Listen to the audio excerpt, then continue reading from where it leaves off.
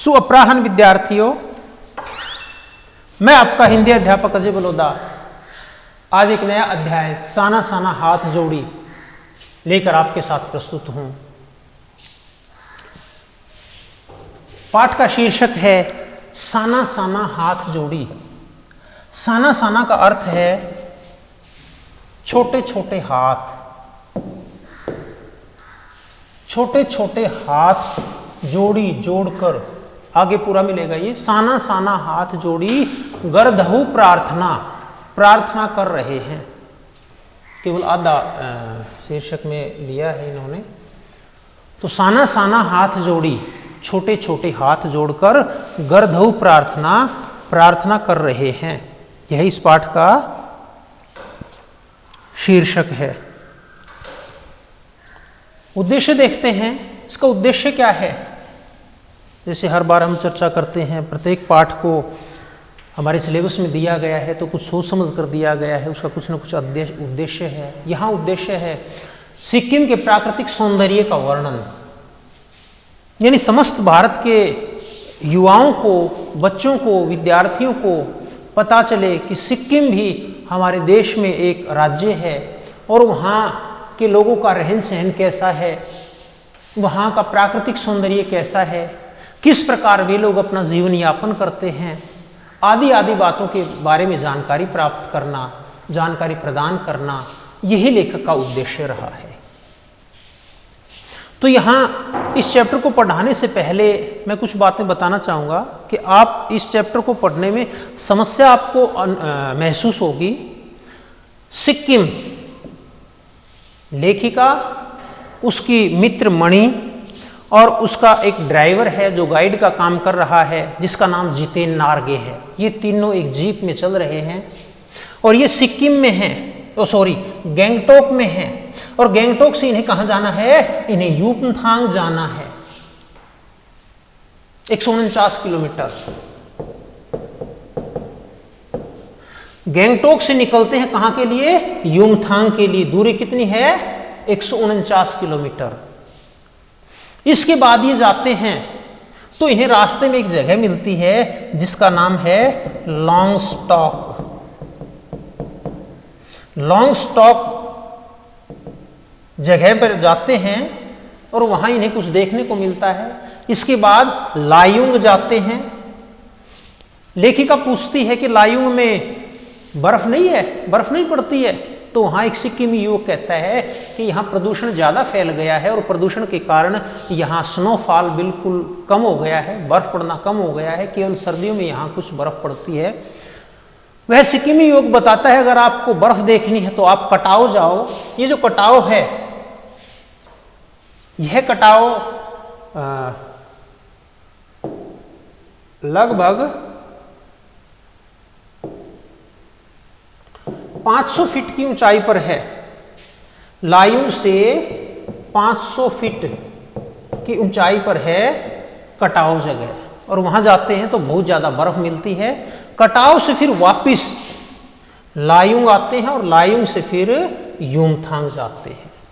यानी पहली जगह गैंगटोक है, दूसरी जगह लॉन्गस्टॉक है, तीसरी जगह लायुंग है, चौथी जगह कटाव है, और कटाव से फिर वापस लायुंग होते हुए यूमथांग जाते हैं जो कि 5वीं जगह है। ये आपको ध्यान रखना होगा, वरना आप समझ नहीं पाओगे कि गैंगटोक से निकले हैं, अभी हम लायुंग में पहुंच गए या हम लॉन्गस्टॉक में पहुंच गए या कटाव कहाँ आया या यूमथांग कहाँ आया।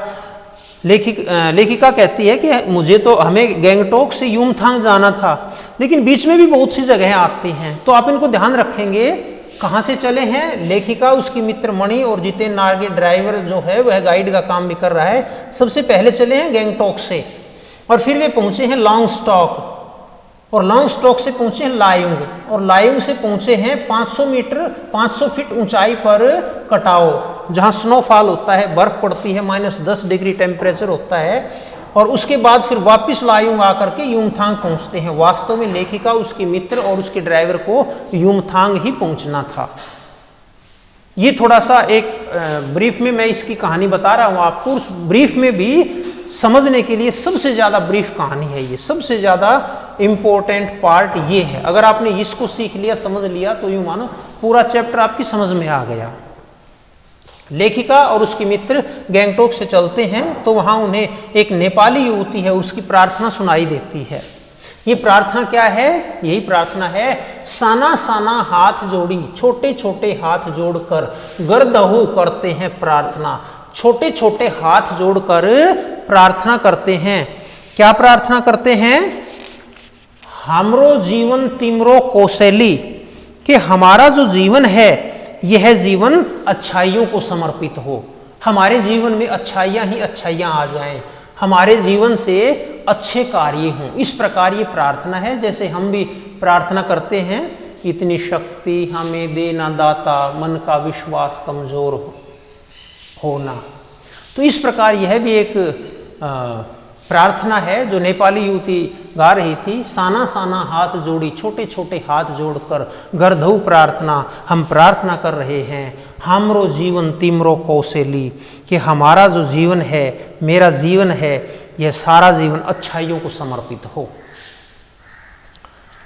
लेखिका जब युमथांग के लिए चलती है तो यहाँ हमें एक चीज़ की और जानकारी मिलती है कि हम जिस जगह के लिए निकलते हैं उस जगह के बारे में हमें पूरी जानकारी होनी चाहिए। लेखिका को भी जानकारी है, इसलिए वह गैंगटोक से युमथांग के लिए निकलती है। अब कुछ बच्चे यहाँ पजल हो जाएंगे कि युमथांग के लिए चले हैं और युमथांग पहुँच गए हैं, उसके बाद कहाँ लॉन्गस्टॉक आया है, कहाँ कटाओ आया है, आपको समस्या होगी। मैं एक बार फिर पीछे चल पड़ता हूँ। यहाँ देखिए, जो सिक्किम है, सिक्किम में गैंगटोक में है और गैंगटोक से इन्होंने मकसद बनाया कि हमें युमथांग जाना है, और यहाँ युमथांग आ गया। यहाँ युमथांग आया नहीं है, ये युमथांग की चर्चा कर रहे हैं कि युमथांग जो जगह है वहाँ कंचनजंगा एक चोटी है और हिमालय की यह तीसरी सबसे ऊंची चोटी है। पहली सबसे ऊंची चोटी माउंट एवरेस्ट है, दूसरी K2 गाडविन ऑस्टिन है और तीसरी कंचनजंगा है। और ये जो युमथांग है ये गैंगटोक से 149 किलोमीटर की दूरी पर है। तो लेखिका, उनका ड्राइवर जितेन नार्गे, जो ड्राइवर के साथ गाइड का काम भी कर रहा है, और उसकी मित्र मणि, ये तीनों कहाँ से चल पड़ते हैं? एक बार फिर पीछे ले चलते हैं। गैंगटोक से चल पड़े हैं, कहाँ के लिए? युमथांग के लिए। अब रास्ते में क्या क्या आता है? अब वे रास्ते में देखती हैं कि सफेद रंग की 108 पताकाएं हैं, 108 झंडे लगा रखे हैं। और ये 108 झंडे किस चीज के लगा रखे हैं? लेखिका ने जब जितेन नार्गे, जो ड्राइवर भी है, गाइड का काम कर रहा है, उनसे पूछा तो उन्होंने बताया कि यहाँ के जो लोग हैं ये बौद्ध धर्म के अनुयायी हैं, और बौद्ध धर्म का कोई अनुयायी जब मर जाता है, उसकी मृत्यु हो जाती है, तो सफ़ेद रंग की 108 पताकाएं, झंडे वहाँ गाड़ दिए जाते हैं और इन झंडों को उतारा नहीं जाता है। ये झंडे अपने आप गल कर, फट कर खत्म हो जाते हैं, ये अपने आप नष्ट हो जाते हैं। इन्हें कोई नष्ट नहीं करता है, इन्हें कोई उतारता नहीं है। इसी प्रकार और थोड़ी सी दूरी चलने पर लेखिका देखती है कि रंगीन पताकाएं भी फहराई हुई हैं। तब जितेन नार्गे बताता है कि जब भी यहाँ के लोग किसी नए कार्य की शुरुआत करते हैं तो वहाँ रंगीन पताकाएं फहराई जाती हैं, यानी सफ़ेद पताकाएं किसी की मृत्यु होने पर, और इनकी संख्या 108 होती है। रंगीन पताकाओं की कोई संख्या निश्चित नहीं है, लेकिन जब भी कोई नया कार्य करते हैं तो रंगीन पताकाएं फहराई जाती हैं। इसके बाद ये पहली जगह पहुँचते हैं, जैसा कि हमने पीछे चर्चा की थी, गैंगटोक। गैंगटोक के बाद कहाँ पहुँच गए? लॉन्गस्टॉक। अब हम यहाँ देखते हैं, ये लॉन्गस्टॉक में पहुँच गए। वहाँ एक धर्म चक्र था, प्रेरी व्हील था। तो वहाँ जितेन नार्गे बताता है कि यह धर्म चक्र है, कोई इस तरह से बना हुआ होगा धर्म चक्र, और इस धर्म चक्र को घुमाने से बताते हैं कि मनुष्य के सारे पाप धुल जाते हैं। यानी जैसे हमें कहा जाता है, हमने सुना है कि गंगा नदी में स्नान करने से मनुष्य के सारे पाप धुल जाते हैं, इसी प्रकार यह भी एक धर्म चक्र है कि इस धर्म चक्र को घुमाने से मनुष्य के सारे पाप धुल जाते हैं। तो यहाँ लेखिका सोचती है कि पूरे भारत में ही इस प्रकार की व्यवस्थाएं हैं जहाँ हम सुनी सुनाई परंपराओं पर विश्वास करते हैं। जैसे बिल्ली रास्ता काट गई तो हम मानते हैं ये अपशगुन है। इसी प्रकार कि हमने दान पुण्य कर दिया तो हमारे पाप धुल जाएंगे। हमने धर्म चक्र को घुमा दिया, प्रेरी व्हील को घुमा दिया, तो हमारे सारे कष्ट, सारे दुख सारे दूर हो जाएंगे, सारे पाप धुल जाएंगे। इस प्रकार की मान्यता है। लेखिका सोचती है कि यह मान्यताओं का देश है और यहाँ एक ही प्रदेश में नहीं, एक जगह में नहीं, बल्कि पूरे भारत में अलग अलग प्रकार की जरूर लेकिन मान्यताएं देखने को मिलती हैं।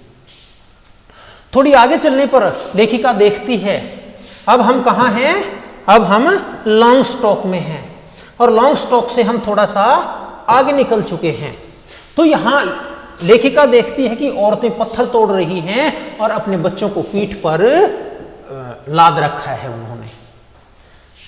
यहां लेखिका BRO, इसका अर्थ है board road organisation, board road organisation.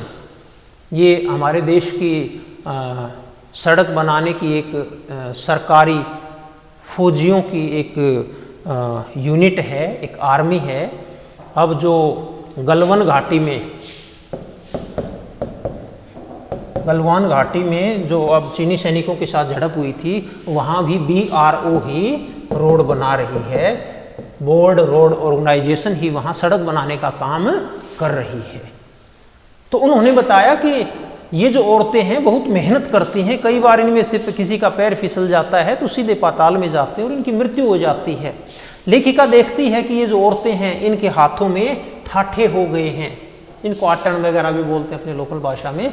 तो लेखिका उन्हें देख करके खो जाती है कि देखो मेरे देश की जनता कैसी है, कितनी गरीब है, कुछ लोग बहुत अमीर हैं और कुछ केवल 2 वक्त का खाना खाने के लिए अपनी जिंदगी को दांव पर लगा देते हैं। इतनी देर में जितेन नारगे वहां आ जाता है और वह कहता है कि लेखिका से कहता है यह भारत की आम जनता है, इन्हें तो आप कहीं भी देख सकते हैं, यहाँ आप प्रकृति को देखने के लिए आए हो, यहाँ आप पहाड़ों को देखने के लिए आए हो, इसलिए आप यहाँ पहाड़ों को ही देखिए, यह आम जनता है, यह तो भारत में कहीं भी देखने को मिल जाएगी। और वहीं जब लॉन्ग स्टॉक से आगे निकल चुके हैं और लायुंग पहुंचने वाले हैं, बीच का रास्ता है, तो वहाँ लेखिका देखती है कि पहाड़ी बच्चे हैं और वे पहाड़ी बच्चे लिफ्ट के लिए हाथ कर रहे हैं कि आप हमें अपनी जीप में बैठा लें। तो लेखिका जितेन नारगे से पूछती है कि ये बच्चे कहाँ से आ रहे हैं, इनके पीठ पर तो बैग लग रहा है, ऐसा लग रहा है जैसे ये स्कूल में जा रहे हों, ये स्कूल में पढ़ते हों। तो लेखिका से जितेन नारगे बताता है कि हाँ जी, ये बच्चे हैं जो स्कूल में पढ़ते हैं और ये प्रतिदिन 3-3.5 किलोमीटर की दूरी तय करके स्कूल में जाते हैं।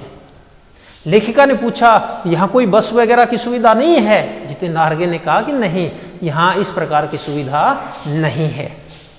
इसके अतिरिक्त जितेन नारगे ने बताया कि ये बच्चे अपने माता पिता का उनके कामों में बहुत हाथ बटाते हैं, वे पशुओं को चराने का काम करते हैं, पानी भरने का काम करते हैं, पहाड़ी क्षेत्रों से लकड़ियाँ इकट्ठा करने का काम करते हैं, ये अनेक प्रकार के कार्य करते हैं जिनसे इनके माता पिता के काम में उन्हें मदद मिलती है। लेखिका और आगे चलते हुए देखती है कि चाय के बागान हैं और वहाँ औरतें चाय के बागान में चाय चुनने का काम कर रही हैं। कुछ औरतें अपने सिर पर गट्ठर उठाकर अपने घर के लिए जा रही हैं। इतनी देर में लायुंग पहुंच जाते हैं। सबसे पहले कहाँ थे?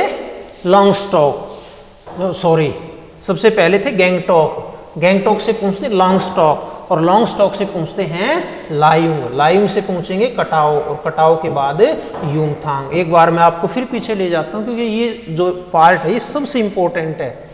गैंगटॉक, गैंगटॉक से लॉन्ग स्टॉक, लॉन्ग स्टॉक से लायुंग। अब हम कहाँ पहुंच रहे हैं? लायुंग पहुंच रहे हैं। हम लायुंग, लेखिका, उसकी मित्र मणि और जो जितेन नारगे हैं ये लायुंग पहुंच चुके हैं। और जो लायुंग जगह है यह समुद्र तल से 14,000 फीट की ऊंचाई पर है। लेखिका ने एक सिक्किमी युवक से पूछा कि यहाँ बर्फ नहीं पड़ती है? तो उन्होंने कहा जी यहाँ बर्फ नहीं पड़ती है क्योंकि प्रदूषण बहुत ज़्यादा हो गया है और प्रदूषण के कारण स्नोफॉल निरंतर कम होता जा रहा है। अगर आपको बर्फ देखनी है तो आप कटाओ जाओ, आपको कटाओ जाना पड़ेगा। और ये कटाओ कहाँ है? लेखिका अब कहाँ है? लायुंग में है। और कटाओ कहाँ है? लायुंग से 500 फीट ऊपर है, ऊंचाई की तरफ है। यानी लेखिका को यूमथांग जाना है, यूमथांग के रास्ते में नहीं आता है, अगर आपको बर्फ देखनी है तो आपको कटाव से लायुंग से युमथांग नहीं जाना होगा, आपको लायुंग से ऊपर की तरफ कटाव जाना होगा और फिर वापिस लायुंग आकर के आपको युमथांग जाना पड़ेगा और वहाँ आपको खूब बर्फ देखने को मिलेगी। लेखिका, उसकी मित्र मणि और जो ड्राइवर जितेन नार्गे है वे वहाँ लायुंग से कटाव की तरफ, ऊपर की तरफ 500 फीट की ऊंचाई की तरफ चल पड़ते हैं, अपने जो जीप है उसे ले चलते हैं। वहाँ जगह जगह जो पट्टियाँ थी उन पर लिखा हुआ था, इफ़ यू आर मैरिड, यदि आप शादीशुदा हैं, यदि आप विवाहित हैं, डाइवोर्स स्पीड, आप स्पीड को, तेजी को तलाक दे दें। कहने का अर्थ है कि यदि आप शादीशुदा हैं, यदि आप विवाहित हैं तो आप गाड़ी धीरे चलाएं, आपके बच्चे घर पर आपका इंतज़ार करेंगे, आप अपने परिवार के लिए अनमोल हैं, कीमती हैं। आगे इसी प्रकार एक और लिखी हुई थी, दुर्घटना से देर भली। भाई हम कहीं दुर्घटनाग्रस्त हो जाएं, इससे तो अच्छा है हम लेट हो जाएं, हम देरी से पहुंच जाएं। सावधानी से मौत टली, हमें धीरे चलना चाहिए, सावधानी से चलना चाहिए, जल्दबाजी नहीं करनी चाहिए, दुर्घटना से बचना चाहिए और इस प्रकार हम अपनी मृत्यु से बच सकते हैं, हमारी मृत्यु नहीं होगी। जो नार्गे हैं ये अब क्या है, अब लेखिका नार्गे और उसकी मित्र मणि कटाव पहुंच चुकी हैं और कटाव में बहुत ज्यादा बर्फ पड़ी हुई है। तब जितेन नार्गे कहते हैं कि कटाव को भारत का स्विट्जरलैंड कहा जाता है। स्विट्जरलैंड जो है दुनिया का सबसे खूबसूरत देश है और इसकी प्रति व्यक्ति आय भी बहुत ज़्यादा है और उसकी आमदनी का जरिया केवल पर्यटक हैं। पर्यटक वहाँ बहुत अधिक मात्रा में जाते हैं और ये उनके पास एक बहुत अच्छी आमदनी हो जाती है, इनकम का सोर्स हो जाता है। इसके अतिरिक्त जितना भी काला धन है, मोस्टली देश के जो राजनेता हैं या जिनके पास 2 नंबर का 4 नंबर का पैसा है, काला धन है, ब्लैक मनी है, वे सभी भी स्विस बैंक में, स्विट्जरलैंड में ही जमा करते हैं और स्विट्जरलैंड जो सरकार है वहाँ उस पैसे का कोई ब्याज नहीं देती है, बल्कि वहाँ पैसे रखने के लिए उन लोगों से किराया वसूल करती है। स्विट्जरलैंड की जो संपन्नता है उसका कारण वहाँ की प्रकृति है, वहाँ का सिस्टम है। प्राकृतिक स्रोत और इतने ज़्यादा नहीं है, वहाँ से पेट्रोल निकलता हो, डीजल निकलता हो, गाड़ियाँ बनाई जाती हों, एक सामान्य सा देश है जैसे नॉर्मल होता है। तो नार्गे ने कहा कि कटाव को भारत का स्विट्जरलैंड कहा जाता है। इस पर जो मणि है यह कहती है कि नहीं, कुछ समय पहले मैं स्विट्जरलैंड घूमकर आई हूँ, स्विट्जरलैंड न तो कटाव जितनी ऊंचाई पर है और न वहाँ इतनी ज़्यादा बर्फ पड़ती है। यानी मणि का कहने का अर्थ है कि कटाव को भारत का स्विट्जरलैंड नहीं कहा जा सकता, कटाव तो स्विट्जरलैंड से भी सुंदर है, खूबसूरत है। वहीं देखते हैं लेखिका को फौजी छावनियाँ दिखाई देती हैं और वहाँ का जो टेम्परेचर था, क्योंकि वहाँ बर्फ़ पड़ रही थी, खूब ज़बरदस्त बर्फ़ पड़ी हुई थी, तो वहाँ का तापमान जो था, टेम्परेचर जो था वह -15 डिग्री सेल्सियस था। -15 डिग्री सेल्सियस। हमारे क्षेत्र में सर्दियों में कई बार 2 डिग्री या 3 डिग्री या बहुत रेयर केसेस में 0 डिग्री पहुँच जाता है, बड़ी ठंड हो जाती है, लेकिन यहाँ -15 डिग्री सेल्सियस। वहाँ दुकानें देखने को नहीं मिलती हैं, कटाव में कोई भी दुकान नहीं है और यह दुकान नहीं है तो ये दुकानें अच्छी ही हैं। आगे आपको एक क्वेश्चन मिलेगा कि कटाव में दुकान न होना उसके लिए वरदान है, कटाव में दुकान न होना उसके लिए वरदान किस प्रकार है। तब हमें पता चलेगा कि जहाँ भी दुकानें होती हैं वहीं पानी की बोतलें, कुरकुरे आदि के रैपर, खाने का सामान, विभिन्न प्रकार की जो वस्तुएं हैं वहाँ बिखेर दी जाती हैं और इनसे गंदगी फैलने का खतरा रहता है। लेकिन जो कटाव है वहाँ अभी टूरिस्ट प्लेस नहीं बना है, वहाँ जाते हैं, देखते हैं और वापस आ जाते हैं। न वहाँ इतने होटल हैं और न ही वहाँ दुकानें हैं और इस कारण वहाँ गंदगी भी बहुत कम है। तो वहाँ अगर दुकानें होती तो शायद पर्यटन की संभावना वहाँ ज़्यादा होती। लेकिन जिस प्रकार हम देखते हैं कि कटाव से पहले लायुंग में बर्फ नहीं पड़ती है, उसी प्रकार अगर कटाव में भी दुकानें हो गई, वहाँ भी होटल हो गए, तो वहाँ भी प्रदूषण फैल जाएगा। प्रदूषण के कारण जो बर्फ का गिरना है कम हो जाएगा, कटाव की अपनी खूबसूरती भी खत्म हो जाएगी। दुकान का न होना वरदान है। यही पीछे एक और चलते हैं हम, यही जो फौजी छावनियां हैं वहाँ लेखिका की फौजियों से बातचीत होती है, तो फौजियों से लेखिका कहती है कि इतने कम टेम्परेचर में -15 डिग्री सेल्सियस पर आप किस प्रकार जीवन निर्वाह करते हैं, क्या आपको तकलीफ नहीं होती, क्या आपको दिक्कत नहीं होती है, क्या आपको परेशानियों का सामना नहीं करना पड़ता है। इस पर जो फौजी हैं वे कहते हैं कि हम यहाँ तकलीफें सहन करते हैं ताकि हमारी भारत की जनता अपने घरों में आराम से सो सके, उन्हें हम सुरक्षा प्रदान करते हैं। अब जैसे कि मैंने पहले बताया था, एक बार फिर पहले पेज पर आपको लिए चलते हैं। गैंगटोक, हम गैंगटोक से चले थे, हम लॉन्गस्टॉक में पहुंच चुके हैं। आपने देखा होगा कि लॉन्गस्टॉक में प्रेरी व्हील है, धर्मचक्र है, इसके बाद लायुंग पहुंच जाते हैं। लायुंग में किसी प्रकार की भी कोई बर्फ नहीं पड़ती है। वहाँ सिक्किमी योग कहता है कि कटाव में बर्फ पड़ती है। कटाव जो है 500 फीट की ऊंचाई पर है और ये जो लायुंग है ये 14,000 फीट की ऊंचाई पर है। कटाव से फिर वापस आ जाते हैं लायुंग और लायुंग से फिर चल पड़ते हैं युमथांग। तो अब कहाँ पहुँच गए हैं? युमथांग। वापिस कटाव से वापिस लायुंग आए हैं और लायुंग आने के बाद फिर युमथांग के लिए निकल पड़े हैं। युमथांग की जो घाटी है वहाँ फूल खिले हुए हैं। लेखिका और उसकी मित्रमणि उन्हें देखकर, उन फूलों को देखकर बहुत खुश हो जाती हैं। जो जितेन नार्गे है वह बताता है कि ये फूल तो कुछ भी नहीं है, अगर 10-15 दिन बाद हम यहाँ देखेंगे तो पूरी घाटी फूलों से भर जाएगी, तो और चारों तरफ फूल ही फूल दिखाई देंगे। इतने में वहाँ एक औरत दिखाई देती है और लेखिका उससे पूछती है कि क्या आप सिक्किमी हैं?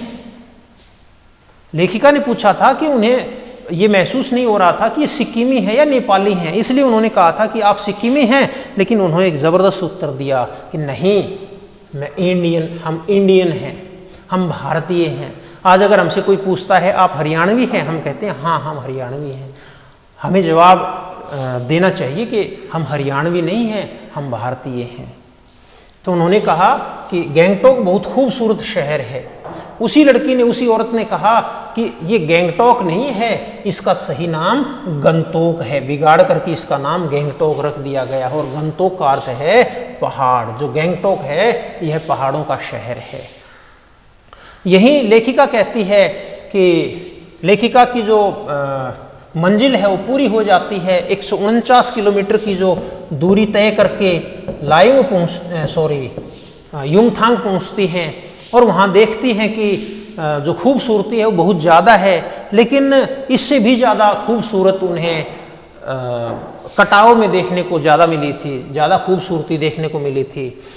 तो लेखिका कहती है कि मंजिल से खूबसूरत होता है मंजिल तक पहुँचने का सफ़र, कि मंजिल जो थी वो युमथांग थी, लेकिन युमथांग से ज़्यादा मज़ा आया युमथांग तक पहुंचने में, क्योंकि युमथांग तो मंजिल थी, उसके बाद तो सफ़र ख़त्म हो जाना था। लेकिन जब तक रास्ते में चल रहे थे उन्हें महसूस हो रहा था कि हाँ हमारा रास्ता अभी चल रहा है, अभी तो हमारी मंजिल बाकी है। अब तक हम जो प्राप्त कर रहे हैं वह तो हम विशेष रूप से प्राप्त नहीं कर रहे हैं, एक प्रकार से ये माने कि फ्री में प्राप्त कर रहे हैं। क्योंकि अगर लेखिका के पास हेलीकॉप्टर होता, प्लेन होता, तो वे सीधे युमथांग जा कर के उतरते और फिर वे न धर्मचक्र को देख पाते, न लायुंग को देख पाते और न कटाव पर गिरी हुई बर्फ को देख पाते। तो प्रिय विद्यार्थियों, काफ़ी कोशिश की है इस चैप्टर को समझाने के लिए। आप अपेक्षा भी करते हैं कि यह अध्याय आपको समझ में आया होगा। फिर भी अगर किसी प्रकार की समस्या है तो आप मुझसे बात कर सकते हैं, मेरे व्हाट्सएप नंबर पर कर सकते हैं बात मुझसे, मेरे व्यक्तिगत नंबर पर संपर्क कर सकते हैं। तो अब आप सभी का बहुत बहुत धन्यवाद।